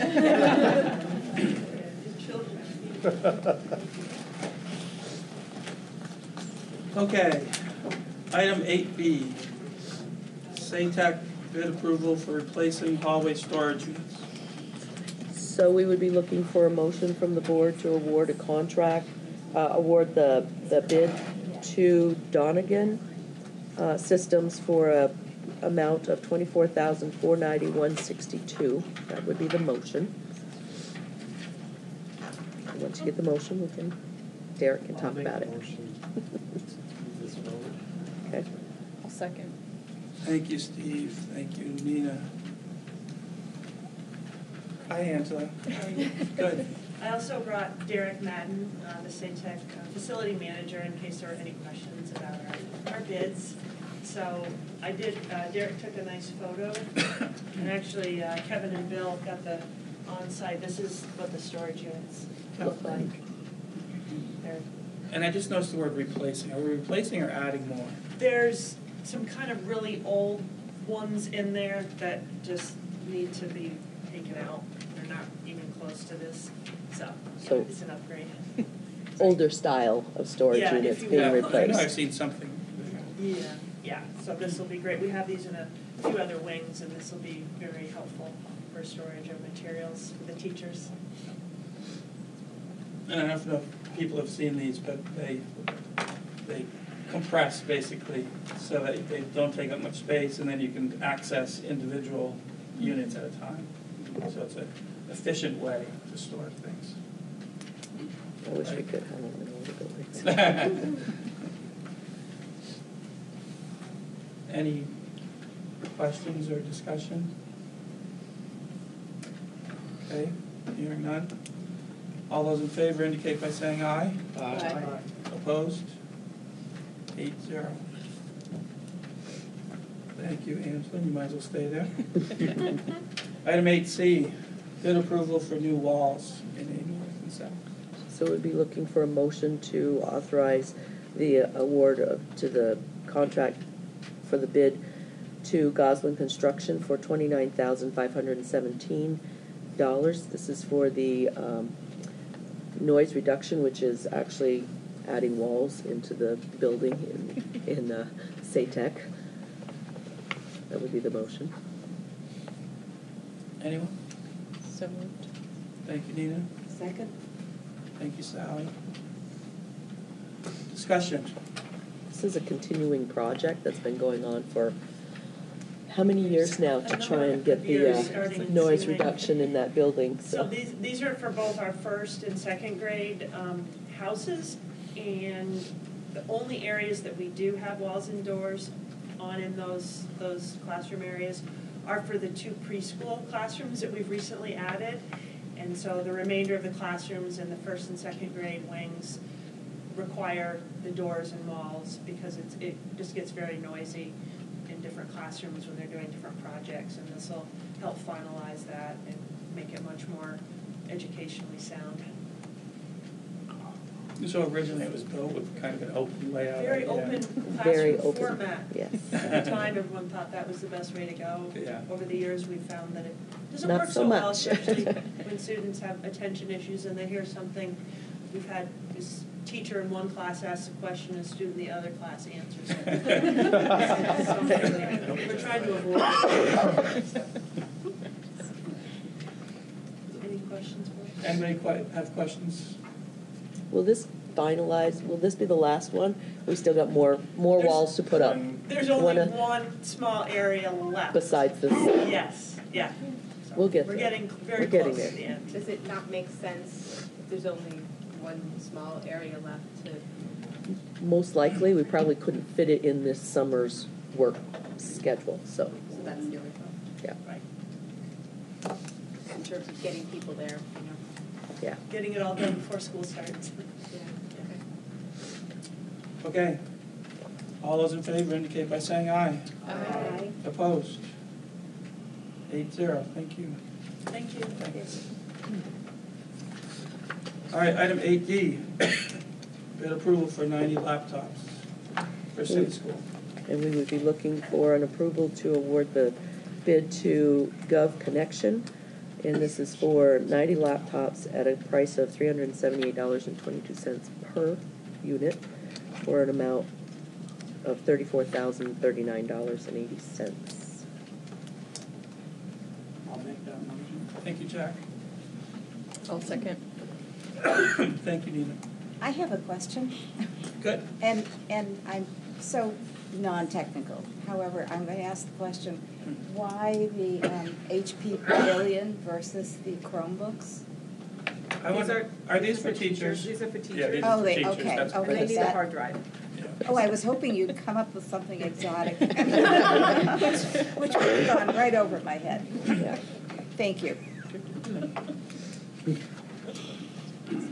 Any other questions? All right. All those in favor indicate by saying aye. Aye. Opposed? 8-0. Thank you. Okay, and we have one unpaid leave request. I believe it's for one day. Someone's finishing off a course. Okay. And the administration would recommend that we approve it. Yes, the administration did recommend, yes. Okay. Can I get a motion? So moved. Thank you, Al. Thank you, Steve. Any discussion? All those in favor indicate by saying aye. Aye. Opposed? Thank you. 8-0. Other business, warrants. Al? So moved. Thank you.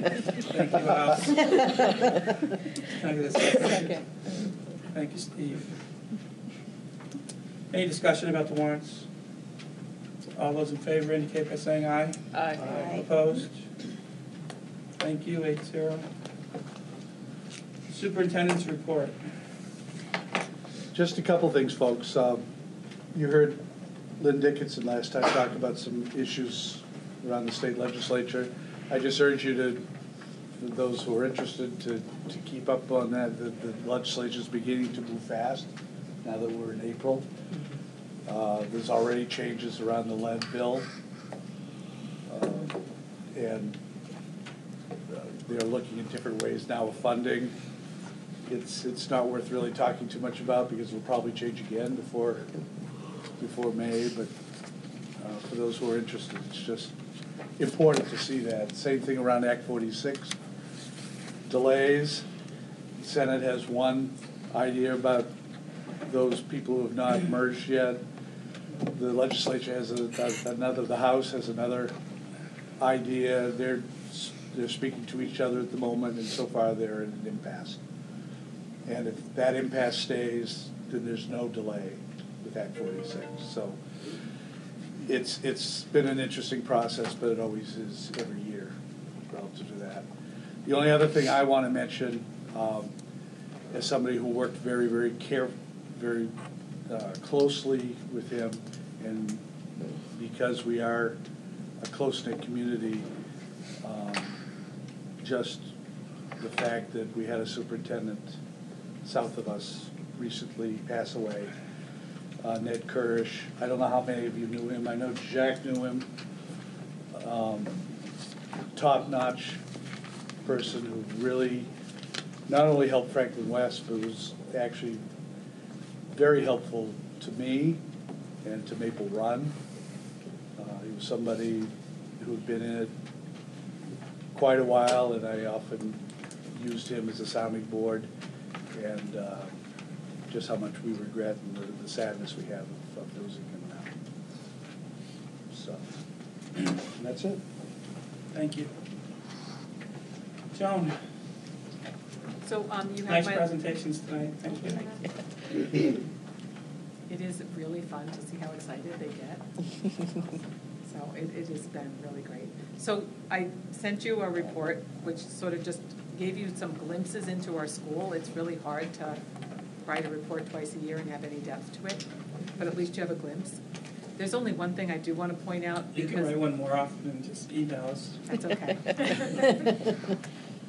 This one I had a ton of help from Mitch on this one. But anyhow, in that, we've been doing this Eastside Remission now for 8 years, and we've placed in every grade every year somewhere.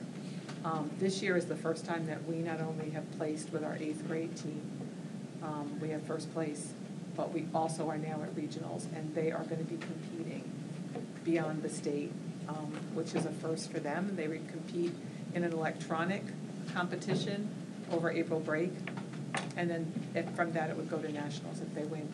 We've just never, as I said to them, this is so huge, we've never gotten this far. This is an unbelievable challenge that they take on, and they're really excited. So it's just a big step forward, and after 8 years, which is nice winning at the state level. I didn't even know there was anything beyond states. So we're kind of excited. That's all I wanted to share. Great. Stacy.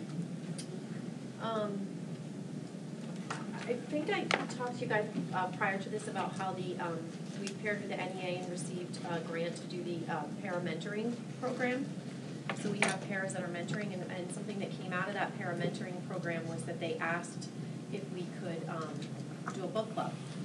So we ordered a book, one that the leader on our leadership team, the paraeducator who's the leader on our leadership team, and I chose together about fostering resilient learners. And we had our first little book group at our in-service day on Monday, and we had 42 out of 60 of the paraeducators who came and read the first 6 chapters and went through it, and it was really powerful and good work. That's good. That's cool. We do that at my work too. You do? Yeah. Probably not the same. Leanne. Lisa and I had the privilege of going to the Sheridan last Wednesday to see over 80 students participate in this Skills USA competition. And Skills USA is part of a career technical student organization where all career tech eds come together and compete against each other per program. And we had 10 gold medal winners, and we had 28 silver and gold placements as well. So we have those gold medal winners that are going to be going to Louisville, Kentucky in June. So they're really excited about that. I wanted to also share with you, I think it was the last time we were here at City School during the time that Joan had hosted, I had shared that our automotive program was partnering with Harley Davidson for the Road King, build a bike. And so that has happened, and it was unveiled at the Harley Davidson showcase area on Saturday, along with National Grilled Cheese Day. They were serving up grilled cheese. So we have 4 students that helped build that bike, along with the Harley Davidson technicians. And I believe you got an email today from our outreach coordinator, Konstantinos Patsouris, asking you to vote. So there's a link there with 20 other bikes throughout the nation.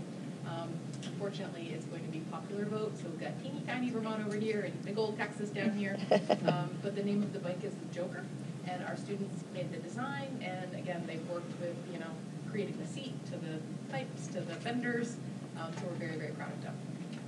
It's a cool bike. Thank you. Yeah. Lisa? Well, to highlight another program is the digital video production program. They were recognized by the State House because AOE and NEA put out a competition to develop a PSA on school safety about see something, say something, see something, see something, say something.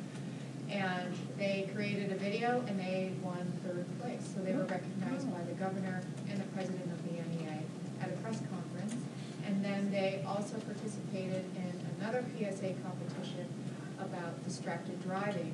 And right now, one of the students is in 1st place in the state for that as well. So very good. Nice. Chris? I just want to mention, if you didn't see the Messenger, there was a front page article on April 5th for one of our teachers, Glenn McCabe. You may know Glenn as one of our science physics teachers, and he was recognized at the museum as being the STEM Educator of the Year. So we were very proud of Glenn, and also Pete Zamula, our design tech teacher, was recognized for his work and that of the students in partnering with a physical therapist to build a cart for transporting disabled students, which was very nice. And kind of following off of Leanne's piece, Mr. Antoniak was also there recognizing students from Skills USA. And I know you know Alex Haig. He was recognized for his work that night as well. And Alex, of course, is a member of the board when you convene at BFA. So He's very excited about the wellness policy. He yes. told us. Yeah. He's in my I Knew You When club, so when Alex becomes very big and famous, I'm going to say he was just a sophomore. So anyway, I just wanted to make sure that you had this at your attention, and Glenn's a good person, a wonderful educator, and we're just very pleased to have that recognition. That was a wonderful evening. I was glad to be able to celebrate it with him, and then we had a celebration with our staff on Monday to honor Glenn. And Chris, could you mention what a STEM teacher is? Yes, I can. Science, technology, engineering, and math. STEAM is hard. And sometimes it's STEAM. That means the A for art. Thank you. Shannon? So in addition to it being mud season, it's also assessment season. We started the math SBAC last week, so that is done and out of the way for our freshmen. Our 11th graders will complete the new Vermont Science Assessment that began last year being online. They'll complete that tomorrow. Heather's going to talk a little bit about the fitnessgram, and when students return after break, our 9th graders will finish the ELA, and then we will roll into AP testing, and then students will take the SAT. So we are officially in assessment season. So that's what we're doing at BFA currently. Heather?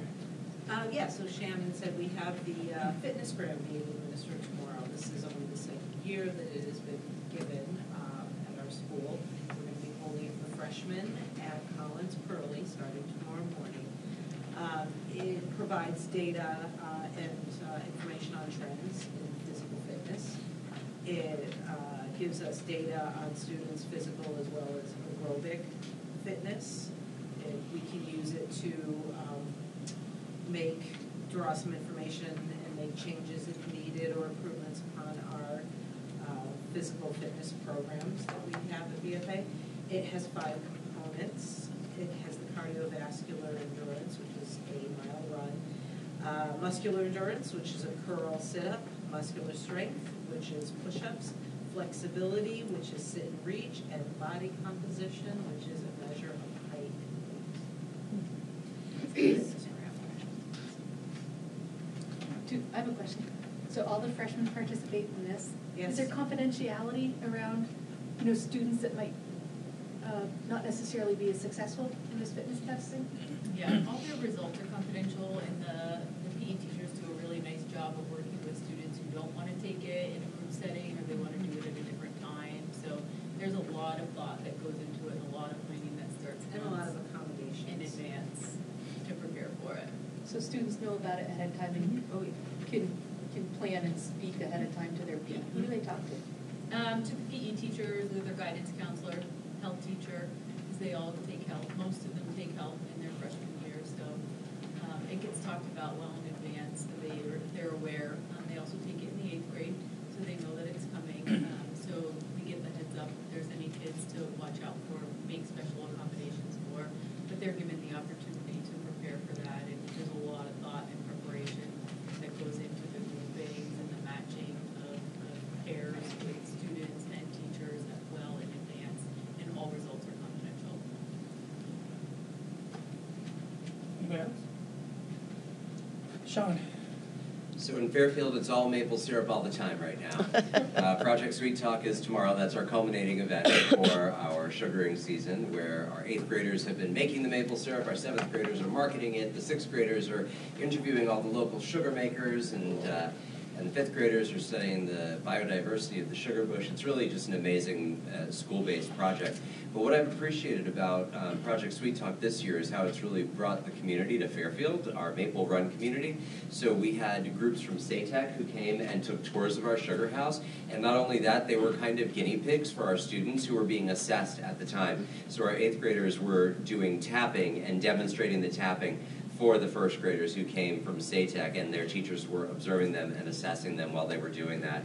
And we also had some vacuum tubing going on from some of our maple trees, and we had students from BFA who came up to learn about the sugaring process and worked with my outdoor classroom coordinator. We had tours of adults who are classmates at NCSS who came to see our sugar house. We have had, there's another thing, Jacob Pittsburgh-Pill has been part of our program, so he's working over at the Tech Center, and he runs their outdoor technologies program. So he's come up and he's helped out a little bit with maple sugaring. He's also going to be building us a Gaga pit, which is a really fun dodgeball for the 21st century. They have one here already. I had one in Florida. I'm so glad I'd forgotten all about it. So we're building one to let the kids have some fun at recess. But that's not maple sugar related. But everything else in my life is right now. It's assessment season at BFA, maple syrup time at Fairfield, and it's good stuff. We make beautiful maple syrup, and you'll see it at the Maple Festival. So is there an open house tomorrow, like at the school? There is an open house. It's from 9 until 10:30 tomorrow, and I know, during the workday. But that's our school day as well, so kids are getting busy setting it up. I will be at a curriculum meeting, so I have to miss it this year because I scheduled it at the same time as a standing meeting. Very bright sometimes. So there's not, what about an opportunity for parents that might be at work to come in and tour like the hallways and? There's not going to be anything left after 10:30 tomorrow. It all comes down, because lunch has to happen. And it's a cafegimatorium, so. Cafegimatorium. Al, you had a question. I said, are you diabetic? Am I diabetic? No, but I could be. After all the maple syrup and the honey that I get from Fairfield, it's, yeah, it's good stuff. Are you selling the maple syrup at the Maple Festival?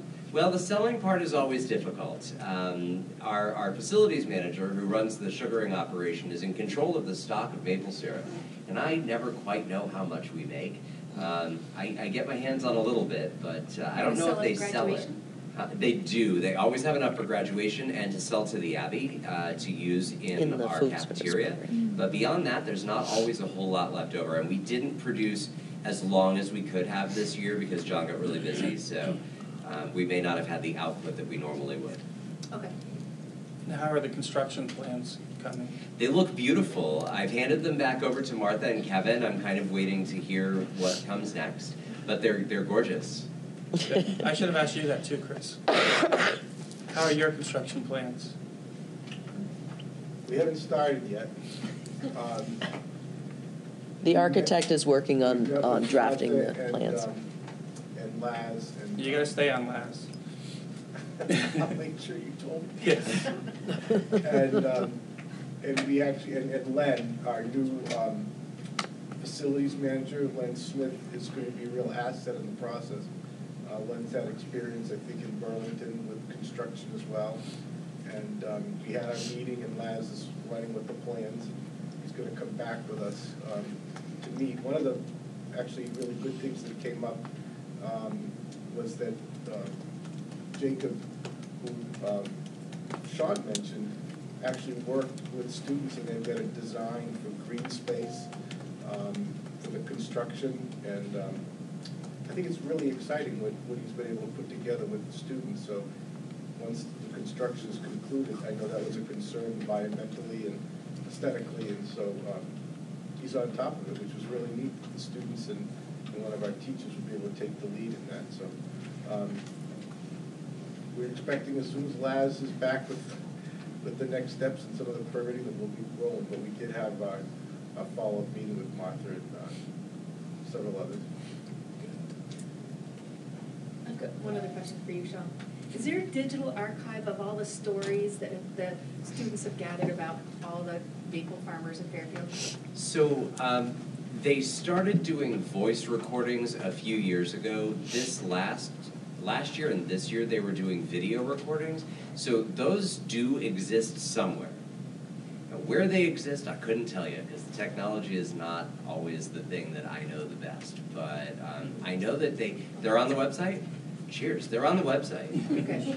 I just think that's like one of the most beautiful things about Project Sweet Talk is the history of Fairfield that you're collecting over the last many years. Yeah, it's really neat. We still have the posters from years ago. Like Bill was walking around today, and you could see the posters from 10 years ago that kids were putting together for the sugar makers that have passed on, and and we're still handing down that tradition, and it's still a part of our world. So you didn't just forget to take them down? Well, no. Actually, everything falls right off the walls within a week of putting anything up. So we collect them very carefully and store them until the next year. So cool. Yeah. Angela. Yeah, so last week was the SATEC annual drama performance. We had over 40 students in grades 4 through 8 participate. That would involve the performance, the set, the technical aspects as well. The students were amazing. It was a great performance. I know we got to say hi to Steve. He came out and was able to see it. And it was wonderful. The coaches, Lisa Thompson, Lisa Conger, and Aaron Barsumian were amazing with the whole operation. And also Tim Rossell was just a great asset to the whole technical aspect of it. And students were also involved in that piece, and he's been training a few students. So just want to acknowledge and congratulate our students for an excellent job. Jason. Well, I was going to pass, but I'm going to piggyback on one thing Angela said and kind of make sure I came full circle on another thing. So I just want to piggyback that we also, for the first time, we did stream the performance online. We did have a request from Steve Gagne, who was overseas deployed. It's his daughter's last show as an 8th grader, so we asked if there was any way to do it. So Tim figured that out. So the We don't know if the video quality was high, given the equipment we had, but the audio quality was fantastic. So we were able to do that, and we did have a number of folks who checked in to watch that. So just something else we're trying to expand into. Cool. And the last part I want to come full circle on is I don't remember if I ever shared how the Maple Run team did at the 3D Vermont competition. If I didn't, they did take second place for middle school. That was the Maple Run team. And I think more importantly than that, after all the judging was done and everything had happened and there had been cleanup, some of the judges came over and complimented the students just on how well they were behaved throughout the entire day. Our staff said, there were some other teams that were a little more rowdy, and it just kind of makes you feel really proud that here's a group of students that went out at the start of the year. You always tell them you're always representing not just yourself and your family, but Maple Run, and that's a really important image because you may be the only contact anyone ever has with someone from our district. You want to be a great piece of contact you have. So that to me was more important than any accolades the students would have had. So it's just exciting to hear that passed on, that judges took the time to share that with our kids directly. That's great. Our students do such a great job of presenting themselves. It's neat. Did I miss anybody? May I? Yes, Dave. We're thrilled that some of our sports teams were able to get out and play games for the first time today, first time even having an opportunity to be on fields for practice. We had a baseball game, a softball game, and a multi-school track meet this afternoon. Unfortunately, our team still can't get on the lacrosse fields, pointing out once again the need for artificial turf. A plug-in. I hear that every year. We'd like to mention a couple other things as far as the community is concerned. We're placing order for our playground this week. We're expecting installation to occur hopefully sometime in June, but we don't have a delivery date yet for the equipment. But it will be a spectacular playground that will depend on people from the community to help us to put in so as to get some buy-in. We'll of course have experts from the company we're purchasing it from. We have, I think, 7 up here to supervise that and make sure it all goes well. We're about to begin another wellness challenge. We capped wellness challenge at 200 people per session, and typically the district makes up about half of those people from district employees, and I'm really pleased to tell you that early registration is much higher amongst district employees. In fact, we have 25 new district employees signing up for the wellness challenge that we participated in the past, so I'm very happy about that. Thank you. That's terrific. Okay. Thank you, everybody. Agenda items for future meetings. I think we forgot the Collins Pearly security upgrade. Did we ever approve that? We did? No. We approved it last And we didn't forget that. So we'll have the wellness policy. How about the retreat? We can talk about it. I'll tell you, I polled the board and the response was lukewarm, I would say. Well, there are people I don't know, and, I'd like an opportunity to get to know them and to work collaboratively. Yeah, I think that's not what a retreat is. Maybe we should, or maybe you should relabel your request, which is getting to know the board members. I would be happy to. Yeah. Because a retreat would be where we would talk about goals and future planning, things like that. So, but that when you work together, you do get to know each other. So yeah, that does fulfill that also. We need to establish some goals. It would be good. Yeah.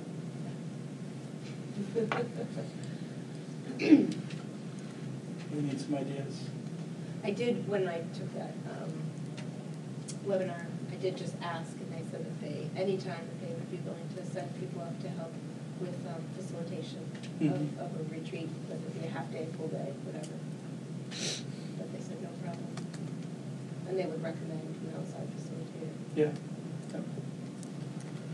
Okay. Anything else, Kevin? Nope. No. Can I say one more thing? Yeah.